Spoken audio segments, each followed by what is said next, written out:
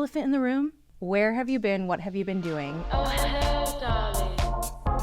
Are you hitting pan? Hi, everyone. Welcome to Hitting Pan by Ipsy. I'm your host, Bethany Blair. Remember, this is a podcast where we talk about all things beauty. Nothing's off limits. We're having really open and fun conversations on this podcast.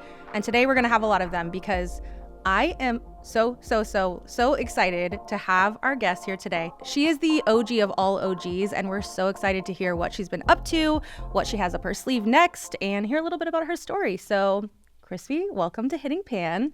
Thank you. Thank you for having me. I was telling you before this too that I haven't worked here when you were here, like officially, but I know so many Chrisspy stories. We were talking about Gangsta Clown and all of the production that went into that. We're going to talk about all these things. We're going to talk about all the good stuff, but first I kind of just want to get like caught up with you and kind of like reestablish where you were and where you are now. The first thing that I want to like talk about is your career. Some people don't know the story of like how you kind of got into YouTube and what took you there. Like, how did you get to the point where you were actually like creating content? I started Instagram just like as a hobby, and I started just doing like the eye pictures. I remember those so clearly. Your lashes, everything was so gorgeous. Yeah, it was like early Instagram days. And then it just started blowing up and I started getting a big following. Everyone kept being like, you need to do YouTube so you can like do this full time. I was like, I don't want to do YouTube. Like, I'm not comfortable with that. Like, I don't want to have to talk to the camera. Like, I don't want to have people see me without my makeup on. Like, it was so different. And then so I finally did do my first YouTube video. Actually, I didn't even talk in the video. No. You remember your first YouTube video then? Yes. Oh. And yeah, I didn't even talk in the video. I just put little captions because like, I don't know. It's kind of funny. I can't watch it. Like, I can't watch my old videos. So I had a bunch of followers, like 100,000 followers on Instagram. And 100,000 followers back then is like 1 million followers now. To get to 100K was like huge deal. So that is like, yeah, that is a good reference because I remember that was a major thing. It was really exciting. Yeah. And I was so broke. I had just graduated from college. I got laid off from my job. No one would hire me. Like, I was applying everywhere. I remember like the day I got laid off, I flew home for a graduation party. So I took like all of the money that I got from my graduation to buy a car in the Bay Area and then drive back to LA so I could freelance. And then the day I drove it home, it broke down. You're like, no. Yeah. So I was like back on the bus, just doing little like small productions, like makeup jobs, music videos, photo shoots. And then I actually did have a manager who's like, oh, you should be paid to do all this stuff that you're doing on Instagram. And I was like, no. I was like, no one's going to pay me for that. Yeah, how? And then so I started working with the manager and like monetizing the work that I was already doing. And then eventually Ipsy reached out to me and I was like, it's too good to be true. Like, I'm going to be able to do like creative videos and work with a team. And it was so surreal, like coming into Ipsy that first day and seeing the studio. And like, I looked up to Michelle Phan so much. It was so cool to be able to put all my ideas into these videos and have support, like production team. It was a dream come true. So I worked with Ipsy for 3 years. And then after that, I went off on my own, continued to do YouTube, Instagram, and then I ended up taking a break from social media in 2021. Yeah, I mean, I remember those days and I remember like all the art you created and being able to shoot on set somewhere on a location and be able to bring your ideas to life, I'm sure was amazing. These were like cinematic masterpieces. Like these were beautiful videos, intricate makeup, a lot of time went into them, obviously producing them. How do you feel about where social media is now based on when you first started coming up and like the difference between what's being made now and what was being made when you were first starting out? I wouldn't say like one is better than the other. Honestly, like before, I liked before Snapchat because once Snapchat came about, people were really invited into your personal life in a way that before, like unless you were vlogging, you really got to like create your content, post it, interact with people, and then go back to your life. And then when Snapchat came around, I felt pressure that I needed to show my whole life and like be on 24/7. And when I wasn't filming, I was thinking about like, is this capturable? Is this engaging? And that created for me something that I just like, I don't know, I wasn't good at it, to be honest. Like I was never good at filming in real time like that. Like I liked to put my art out and then go back to my life. I think that TikTok in particular is really great because the algorithm allows anyone to have their stuff seen and get a following and connect with people. But honestly, I'm not even really on TikTok. I was gonna say, I was so curious. I was like, what are you currently on? Like, I do go on Instagram once in a while. okay. On TikTok, I'll be like, oh, how do I cook this pasta? Or like, how do I take care of this plant? And then I go on and it's like, there's a perfect, see, that's where the short form content is amazing. Because I'm like, you can learn so quick, so fast. I agree. But as far as like scrolling down my like For You page, honestly, right now, I'm not doing that. I'm kind of the same way. I went through a phase with TikTok where I was always on it. And then now, how to, blah, blah, blah. Like, I'm literally now the quintessential, I'm using this as Google person because I need to know something and I want to know it really fast. My friends and family, if they send me a link to TikTok, I won't open it because I'm like, I can't open the app because I've done it where you open it for one thing and then you're scrolling for an hour. So now they screen record it and send it to me because I'm not opening Instagram, I'm not opening TikTok. I love that they screen record it. They're like, fine, here, I really want you to watch it. Here it is. I agree. I think it's like social media is so fun and serves its purpose right now. The thing that I would say I miss is the artistic side and like what you did and what so many did during that time where they were able to plan and have it be this beautiful masterpiece, or you would sit down probably for hours and hours to create some of those transformations, Yoda, Dory, all those. And I'm like, I know the amount of time and planning that you put into that, and like people loved it. So it's just like fun to see that reward of all the time and effort that you would put in creating something artistic. Yeah. What was your favorite? Yoda was my favorite. I was going to say Yoda was my favorite too. Because I had actually given up on it. I thought it wasn't going to work. I pulled the collar up so that if people who are watching, to cover the face for the optical illusion, but I wasn't going to do that. I was going to try and like paint the neck on, and it looked stupid. It didn't work. So I had actually started getting really lazy on the ball cap, and I was like, I just don't even want to do this. It's not going to work. And then you see in the video that once I pulled the collar up to cover my mouth, those tears were real tears of laughter because it just became this It like was so funny. It Yeah. was so amazing. Like that was like viral. Like people were like, you can slay glam and you can slay Yoda. I think it's still on your Instagram. I think it's still pinned. Yeah. So or it's on my like highlights. Yeah, your highlights. That's what I mean. Highlights. Go watch because you'll see them. They're amazing. The transformations were so cool. How long would they take you? Like Hours. Shayla was our producer Shayla worked on them. She knows. She was in the room for those. Yeah, 2 a.m. And then we did Dory twice. I remember the first time we filmed Dory, it was so late, like midnight or something. I was like, you guys, I was like, it's not going to work. I have to redo it. And I was like, oh. Everyone's like, okay, sure, let's do this again. But it was worth it. I'm sure that's what I mean. Like the reward when you put that much work and artistic ability into it and then it's finished and people love it. I think there is still an audience for long form content, but I think it's more on YouTube. That's where I watch a lot of my long form content. Like it's my part of my routine at the gym. It's like my time. Like I'll put on a lecture about something that I'm interested in.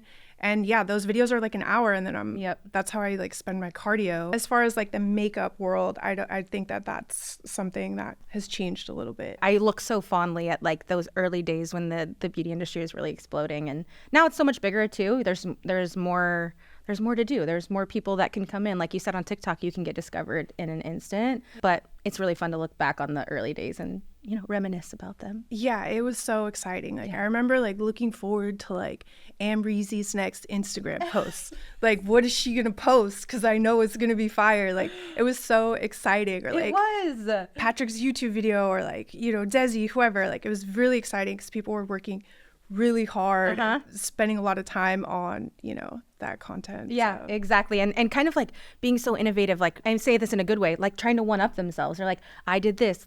How can I do it better? How can I do it bigger? Like you did Gangsta Clown, then you knew you wanted to do the second one because it was so successful. It's just like, yeah, it's fun. Maybe it'll come back around, you know? Like you said, I think like there is still an avenue for that, and long form content is still a player in the game. I think it's just people think about TikTok right now because it's so relevant, but I need to get back. You're inspiring me to get back on YouTube and just start watching more, because I also was like such a YouTube girly. I loved like watching everything, all the things. This is a burning question of mine. How did you come up with Chrisspy? I get the correlation, but I just want to hear, like, do people call you that in real life? It was just like a nickname from when I was little. Everybody either calls me Chrissy or Christina or Chrisspy.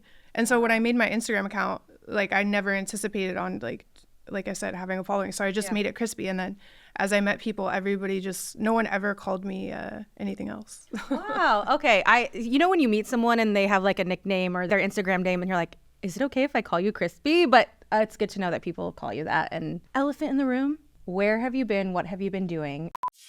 Confession, I used to rush through my skincare routine, but treating it as a sacred self-care ritual changed everything.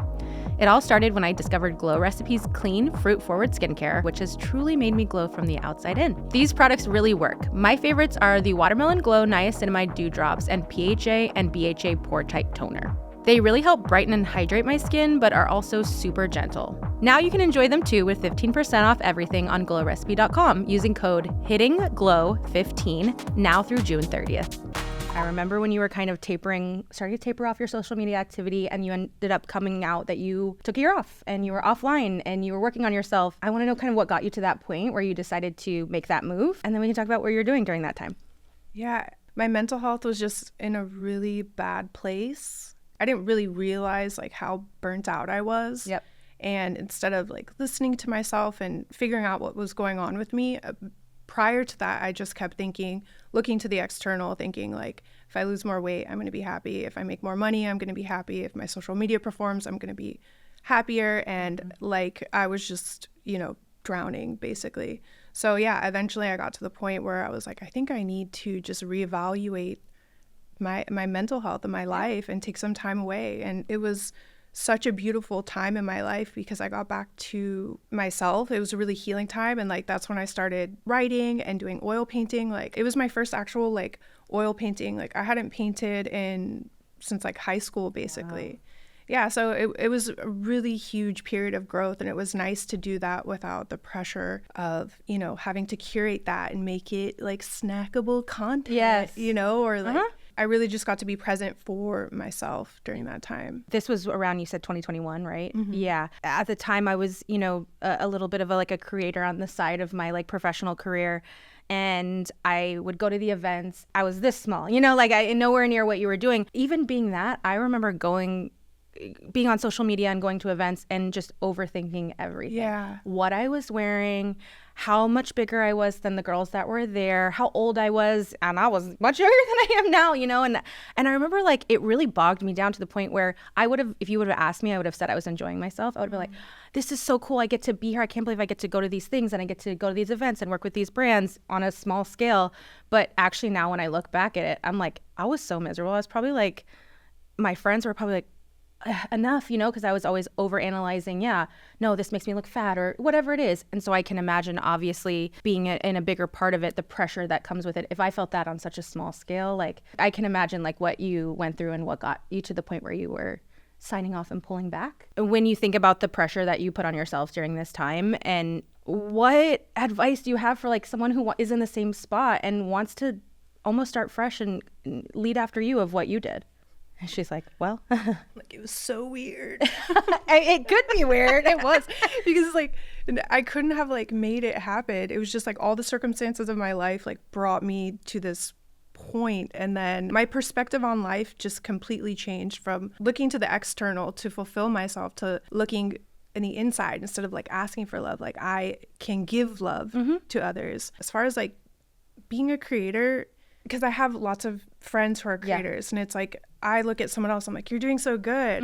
And they're like looking at me, they're like, you're doing so good. I'm like, but I don't feel like I'm doing good, because we're always comparing ourselves to other people. So one of the huge benefits of staying off of social media was the fact that I didn't have to deal with like the comparison complex. The comparison thing is so real. No matter who you are, creator, I'm a mom, and I deal with that all the time. Sometimes I have to like just click out and be like, this thing is triggering me. Like this person's saying this thing that like I don't do, or I feel like I should do. And it's like really easy to get caught up in it. And even though you're like, no, I know that this is like not real, or I know that this is like, I'm a good mom and it's okay that I don't do this thing. It's so easy to get like just swept up like as you're scrolling. Because it's like logically, but then it's like when you're seeing images, it like reaches you at a level like below the logic and rationale that makes you feel like, oh, am I not enough? Yes. Yeah. I am the same way too. I can say in one breath, I just said to you, like, I'm so comfortable with who I am. I'm comfortable with my body. I'm comfortable with like, I accept myself, I guess is the best way. Yeah. But still, sometimes, once a week or every other week or whatever, something will hit you right in the gut. And you're like, it's a hard thing to navigate. So I do think being like mentally healthy and like taking care of yourself or doing whatever you need to do to center yourself is like so necessary, whether you're on or off social media. Like I think you have to have it. So it's really cool to hear about, you know, how you were taking care of yourself. Meditation, are you actively meditating? Like how do you approach meditation? Yeah, spirituality is just central to my life and my routine. Like when I'm active and like really on top of it with spirituality, I'm just like better for everyone in my life. Yep. But I'm not a serious meditator. Okay. I'll be like, YouTube, 2-minute meditation. Yep, that's how I am too. But I learned so many techniques and like a lot of therapy about like just doing like heart-centered breathing throughout the day. Like when you're in your car, you can do it anytime. A lot of grounding techniques and just being present and acceptance. Like you were talking about acceptance. Acceptance is such a huge thing in my life. Like that was like the huge shift for me, was practicing acceptance instead of like self-love, because I loved myself very conditionally. I love myself as long as you're fulfilling all these things, you're achieving, you look good, people like you. And that's always, you know, subject to change. So once I accepted myself and accepted all the circumstances of my life, then I was really able to feel so much gratitude and feel thankful. And that was part of like the reason when I first walked away from social media. I was like, this is so bad, this is toxic, like this is a toxic culture, and like I was so mad at everything. And then when I came out on the other side of it, I actually felt really thankful for everything, and I was able to look at it in a new way, that social media isn't inherently bad. It's a tool, and it depends on the way you use it, and there is a lot to be thankful for. And it was nice because then it lifts the burden of like judging anybody else or making anything else wrong. You just recognize it for what it is, and you keep it moving. I totally agree. I think that's like such a good sentiment for anybody. Like I said, whether you decide to be on or off, like if you are on, being able to get to that place so that you know how to work through things when they pop up, or you can recognize it, because the acceptance thing is so big. And I think also a lot of people probably deal with what you dealt with, which was like, I only loved myself if I had this. Yeah. It could be like, if I can get this car, if I can get this job, if I can blah, blah, blah. I feel like so many people who are listening probably are really resonating with that. And like, I appreciate your transparency, because I know like these things aren't easy to talk about sometimes, especially when you've been through something or you've like taken a lot of time to work on yourself. So I can see how you've gotten to the place where you are, where you just like, you seem very happy. Like you do. You seem like happy and confident and content with yourself, which I really love. I actually read this book called Radical Acceptance by Tara Brach. 100% recommend. It was so good. She talks about sort of like the myths around what acceptance is. People think it means that you're complacent or that you're okay with, you know, not evolving or unhealthy things. And that's not what radical acceptance is at all. So yeah, definitely recommend that book. Changed my life. You know, the thing too is like when all this stuff happened, I was so unhealthy, like every single way. I was at almost 250 pounds. I was trying so hard to lose weight. And then I had this change happen. And I remember sitting there in my living room. I was like, I don't care if I never lose another pound. Nothing could take away the way that I feel about myself right now, is that I'm just alive. I'm thankful for everything. And then, yeah, I ended up losing 85 pounds. Wow.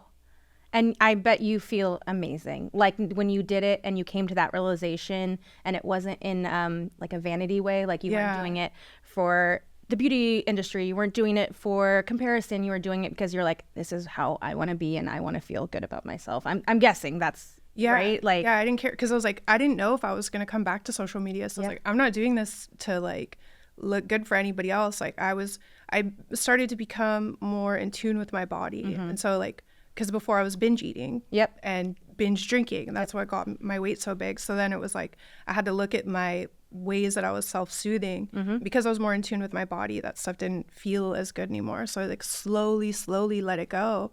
And it took like a long time, like over like 3 years. But then, it's really nice to not feel so, you know, controlled by like food, and I need it. Like I do not diet anymore. Yeah, I saw that where you said the freedom that you feel with food is really amazing, and I'm sure a lot of people can relate to that. It's so funny, everything that you're saying, like seriously, I'm like, it resonates with me so much. I'm I have been going through something very similar for the past like 8 months of like wanting to take care of myself for my son and like not for anybody else, and accepting. I said the same thing at some point. I was like, I don't even care like what my weight is or what it is. Like, I just want to feel good and I want to be healthy for my family and I want to have another baby. And like, I feel like when you get it into your brain where you're like, I know why I want to do this, I know who I want to be, and like you lose all the other stuff. Like that's where you can like find the acceptance and the happiness and who you are. So it's hard. It's so hard. because then it's harmonious with like who you really are. So then it becomes easy. It just becomes part of like moving with how you feel. And like sometimes it is harmonious for me to eat pizza. I'm glad that I've come to this point too. And like looking back, I wish I could go back to that person who was like at the events, like comparing herself to everyone and being like, you will accept yourself and not care about any of this at some point, you know? Because that part of you was what led you to where you are today. Exactly. It's almost like I have to know that existed so that I can feel what I feel right now, which I'm sure is very similar, like your whole journey that you've been in this industry for. It's been, gosh, what, like 11 years, 12 years? Like it's something. I don't even know what year it is right now, so I can't tell you, but it's been a long time. I know you've been around and you've seen it all, so it's amazing. Oil painting, though, that part really stood out to me because you are such an incredible artist as a makeup person and a creator. Thank you. How often do you paint now? Like, was this something you started therapeutically when you were first taking time off, or is this something that now is just like a big part of your life? Yeah, it's a big part. It started when I walked away from social media. So I paint a couple times a week. Okay. But I love portraits because I love makeup and I love like shading the face and like the contouring. So it's like, of course, like I love doing portraits and I love doing the makeup. Yeah, like the eyeshadow. actual, and you're creating the, I saw one that you did too, and you're so talented. Like, I mean, I guess I'm not surprised. Like, again, when you're painting Dory and like doing all these creations, it is transferable, but it's really cool that you decided to get into it and you're painting, what you said, 3 times a week. Yeah. Wow, that's impressive.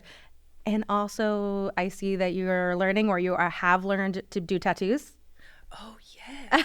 I know. You're brave. I'd be so scared to like put something permanently on someone's body. But what made you start to like get into that, or try, learn? Where are you now? Because like, are you doing them often, or are you just like doing them for friends? So I have like my portfolio thus far is like a single like alien head, but I have like the fake skins that I practice on. Yep. So my brother's best friend is super talented tattoo artist. So they kept being like, you should do this. You're really good at it. So I got all the stuff, was practicing on the skins. And then he's supposed to show me how to do it. And he lives in New York. He was staying with us. So he comes in. He's like, I have to be at the airport in 10 minutes. Let's do this tattoo. And I was like, what the heck? And then Beta, my friend Beta's there. Her puppy is fighting with my dog. He's like, I forgot my tattoo set in the Uber. I have to go get it. And then she's trying to film, and it was just chaotic. And I'm there with the tattoo gun, like, it was. You're like shaking. Your dog's barking in your ear. Yeah. It was so chaotic, but that was my first tattoo. So, you went through with it. Then you're like, I'm not gonna let any of this get in the way. I'm just gonna go for it. Oh man, it's weird though, because you feel it like going into the skin. So, but I hope to get more comfortable with it. I'm like paranoid about it. If I was doing it on you, I'd be paranoid that I'm hurting you. Yeah, I could see that. You're like, does this hurt? Does this hurt? Are you okay? I mean, you have tattoos, obviously, so you know what it feels like, but being the person doing it is a completely different thing. It's commitment. You're like, you're committed to me to let me do this to you, and I need to do a good job because you can't get rid of it. Not really. I mean, you can remove it, but. Yeah, I'm excited to do it more because it's so easy because not easy. Not you. People are like, whoa. I know. Like, tattoo artist boycott Chrisspy. Well, it's the fact that you can use a stencil is helpful. After I got a tattoo, I realized why people say the freehand people are so talented to just do the lines and all the detail work. That's the hardest part of like portrait painting is like losing the proportions, because you do an underpainting, you lose it. So then you're like, you're all of a doing sudden it just by eye. Is like over here, and so the fact that you have a stencil the whole time with tattooing is really nice. Okay. But you do lose the stencil with tattooing at some point too. Yeah. Okay. Apparently. Yeah. Apparently, you're just like, I don't know if I'll get there. Whatever. Who cares? Like talking about tattooing, I've done like one alien. You're like, hit me up for all your service, your tattoo service needs. I'm here for you. As long as you only want an alien. And then no, I'm sure. Like I said, you're so artistic. Like you'll be doing this kind of stuff on people if you want to. Yeah, I have a lot to learn, but I'm excited too. Yeah. What is next for you? Like, I love hearing how you got to where you are, and you, like I said, you seem so happy sitting in front of me, and like, what is coming up for you? What do you like want to do in the future? Like, where do you go from here? So right now I'm really focused on my art, which is the painting, and my writing. When I first took a break from social media, I started taking writing classes through UCLA Extension, doing like memoir and creative nonfiction. And now I'm currently part of a writers collective. Oh, so I'm working on my memoir, which is really exciting. And there's so much that I haven't even like scratched the surface on social media. Yep. So I'm really excited to be able to share like my story. Yeah, and writing is probably even more cathartic than talking. Like, you probably dig so deep, things that you haven't even talked about are going to come out, I'm sure. Oh yeah, it uses like a different part of your brain, and then yeah, you feel light after you get those thoughts out on paper. I'm ready to read it, so I will be waiting, but I'm really excited to see like what's your process? Like, when do you want this to come out, or what do you anticipate? I mean, I have no timeline yet because it's such a long process. That's what I thought. Right now with the Writers Collective, I'm really working on improving as a writer. Yep. So yeah, I don't know about TBD. That's okay. You tell us when and we'll be there. Like, you've hooked me in, and I'm just excited for you to be doing it. And I think everyone will want to read it. So I'm really happy that you're putting pen to paper and kind of like getting your thoughts out. I hear you're in Mexico now. Yes. So I moved down to Mexico in the end of December. Wow. Oh, I didn't realize it was that fresh. Yeah. Are you loving it? Yes. Yeah. So I've been wanting to move to Mexico for a few years. Okay. Because my friend moved down to Playa del Carmen. I would go stay with her. I love the vibe. I love the food. Yep. I love the people. It just has this like incredible energy. It wasn't the right time for me to move down. And then so this opportunity came up, and I was nervous, but I just thought, like, would you look back on your life and be like, dang, I could have gone and I didn't. Yeah. So we just did it. It's amazing. And my Spanish is really improving. Ooh, I really want to, like, I'm half Mexican, and I'm like, my parents used it to talk about us when we were younger, so they didn't teach us.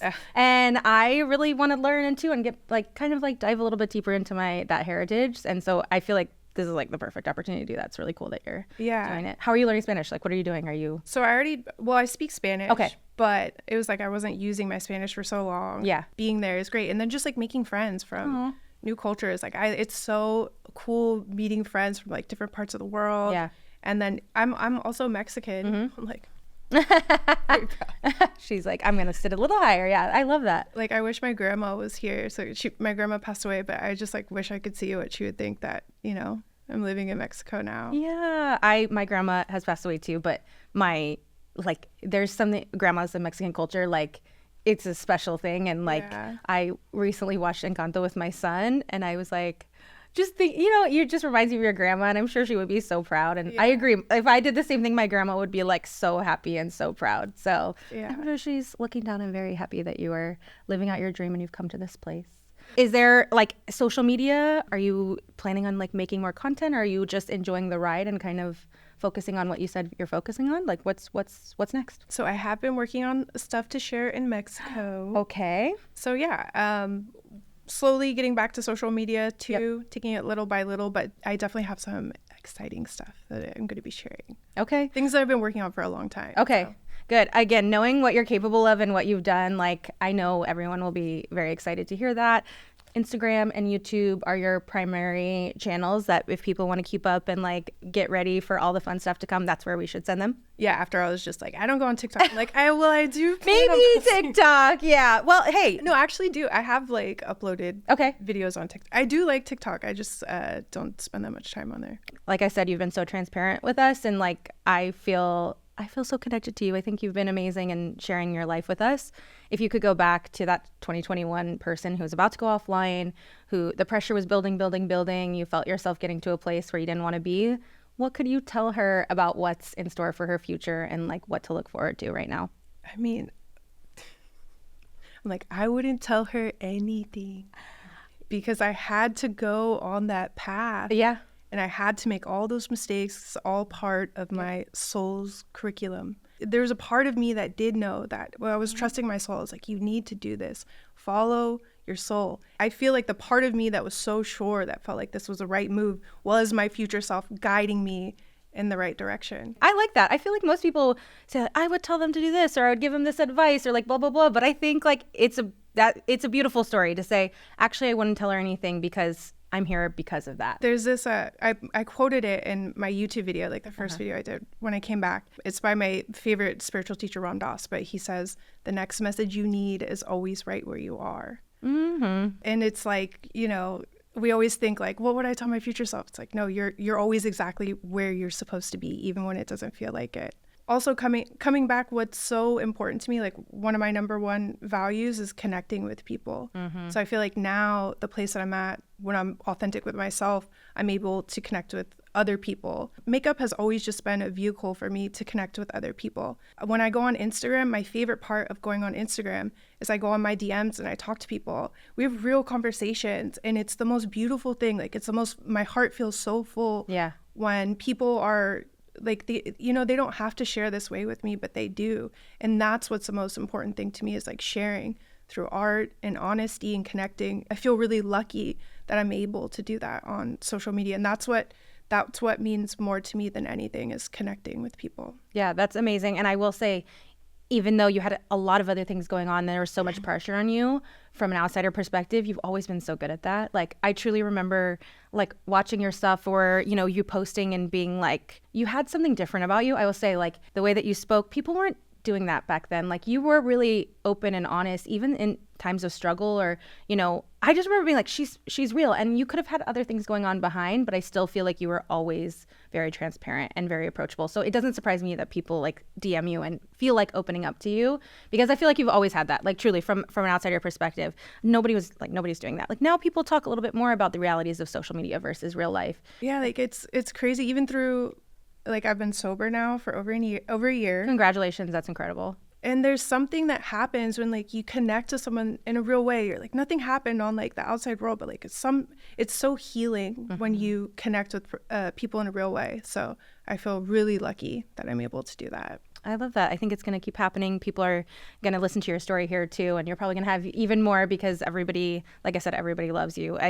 Our whole company and like the set and other podcast guests have been like specifically so excited for you and this podcast. So you'll be able to keep doing that. I love that for you. Okay, we're going to end with a little game that we call Undoublables. Basically, we just need you to name 5 things in your life right now that they're not replaceable. You can't replace them with anything. A product, a person, a technique, a book, like a pet, like anything that you're like, nope, undoubable. You can't replace it. This is my favorite thing ever.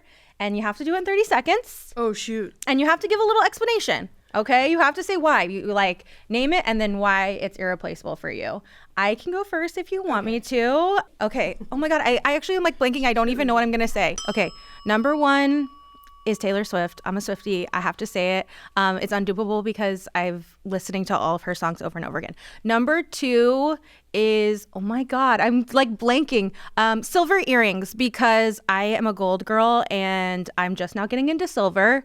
Number 3 is the Anastasia Beverly Hills Brow Freeze, because I've been getting into my brows a lot more. Number 4 is Warby Parker glasses, because I started I didn't get through 5. Okay, that's really hard. All right, ready?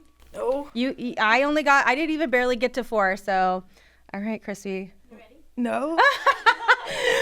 Just think out loud. Just keep it coming.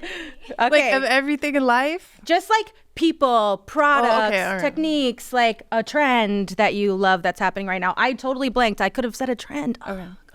Okay, Shay, ready? Okay. Studio Fix powder. Nothing like it. One of my staples. I will always use that girl forever. Chihuahuas, sorry, they get a bad rap. They're absolutely affectionate, very smart, and the best things in the world. Cheese, dude. You gotta have melty cheese on your food. My little brother, he's my rock. He's been there for me. He's my best, well, he's not my best friend, but he's my little brother. And 5, coffee. You have to have a good coffee. That one was lame. I mean, it's true. Listen, you said cheese, so like I'm in. I'm all the way in. Like that could be all 5 of them. I could have said cheese. I could have said different kinds of cheese. That was good. That was way better than mine. That was amazing. You're fast on I your had feet. time to think. Yeah, I know.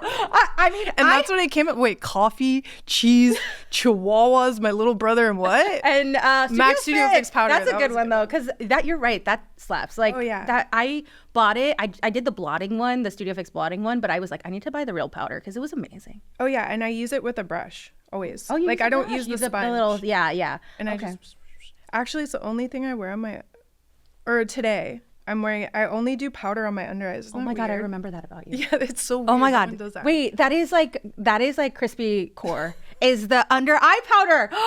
That is a beautiful memory that just came. I remember seeing you do it, the Monica Dar one. Yes. Oh my God. Yes.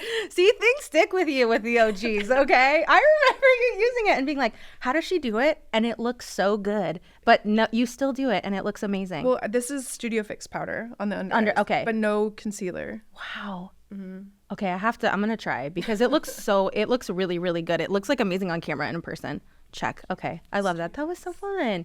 All right, well, I'm gonna say it one more time. You know, there's a lot of fun stuff coming for Chrisspy, so make sure you keep up with her. Keep an eye out. You know, a book's coming, and like you have to. It's gonna be amazing. I can already tell. So thank y'all for tuning in. No, every Thursday we have a new episode, so make sure you let us know what you want to see next. We'll talk soon. Bye, guys. Are you hitting pan?